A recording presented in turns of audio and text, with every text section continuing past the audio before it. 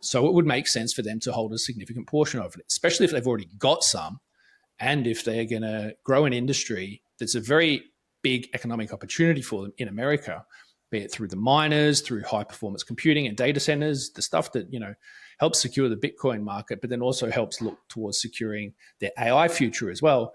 These two things are intertwined, really.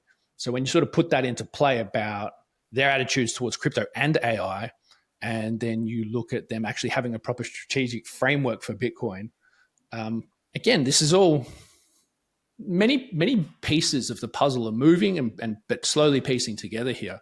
And ultimately, that's an opportunity within America's economy and an opportunity within the crypto industry.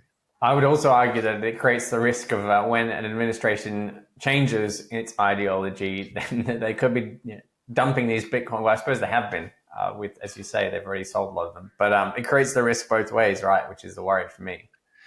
Yes, but at the same time, you then don't get an administration that probably gets into power if all of a sudden you've got many millions more people that are holding this kind of asset, and then they come out and completely reverse the entire policy around it. It's a bit like when Trump promised that there'd be no tax on tips, and that was one of his big platform policies. And then all of a sudden the Democrats were like, "Oh, that's a pretty good one. We say it too, no tax on tips." And then if they would have then reversed that, they'd lose all of those, the huge amount of millions of workers in America that generated a lot of their income from tips. Same principle here, really. I think if they would have come in with a very anti-negative policy on this, which they had previously had, clearly cost them a lot of votes in an election, maybe even cost them the election, it would be suicide. I mean, they just wouldn't get into power.